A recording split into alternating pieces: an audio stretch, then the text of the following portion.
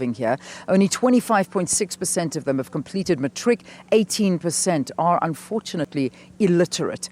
Around 32,000 households have access to water in their houses. Well, let's talk to the executive mayor now here in the area, Bhekabantu Mtshali. He can give us a little bit more information and some figures about this municipality. Good to have you. Thank you very much for being our guest on the program. Thank you very much, Leona. Yeah. We've heard from the community leader earlier about a couple of the housing conditions in the area. They do say that there are things that are happening, but they'd like to see it happening faster and in a more efficient manner. How are you addressing the community's needs? We are a small municipality that is mostly grant dependent.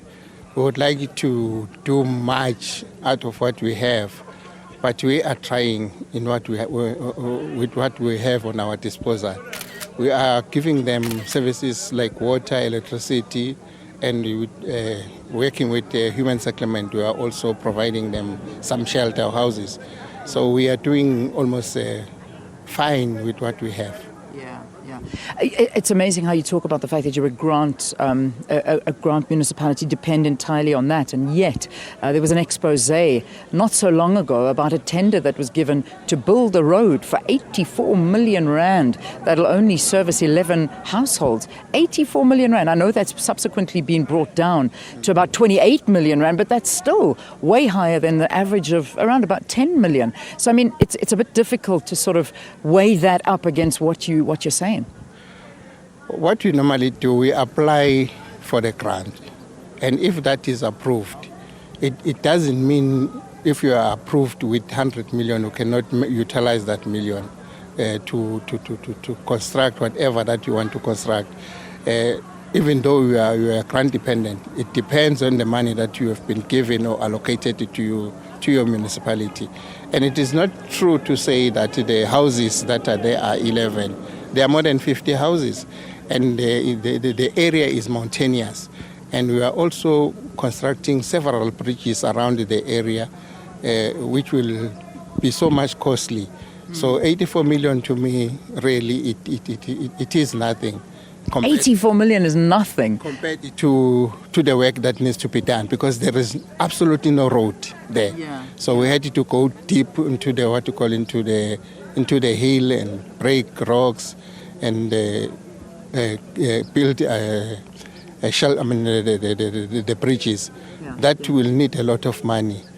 Yes. But the other issue is that a lot of other companies that did tender for that, who were very reputable, had a great reputation and a good track record, came in a lot cheaper, and yet you went for an astronomical tender that the amount was off the charts. Why was that? Why was that allowed? They were in the same range, all of them. We can't say there was one that was cheaper than the others. They were almost on the same range. It's just that the one that was picked up by our tendering system, we thought that one can able to do the work. Looking at the nature of the work that needs to be done, then we said this one can maybe closer to what we expected to see happening on the ground. But has that cost not come down substantially to about 28 million? We are still discussing the matter. I don't know where you get that the money has been dropped. I'm seeing it here. It's here, it's in black and white in front of me that it has come down. That the cost came down to 30 million from 84 million. It's here. It's right in front of me. It's been published on websites all over. I mean, if you just look on the website, it's there about 3 or 4 different articles. Before it can go down, it has to go via the processes that the processes by which we have appointed it. But for now, it hasn't gone down because it hasn't gone back to the council for the council to decide. So it still stands as it is, and we are waiting everybody to come and have the input around the issue. Then we will get the feedback at the later stage to say, no, the money was unreasonable. Then it's then that we can revise the scope of the work. Yeah. Yeah. Okay. Well, I'm reading the article, but I'll send it to you if you like, just so you can maybe educate yourself as to what's being said about all of this, because there's a lot more detail about all of this here.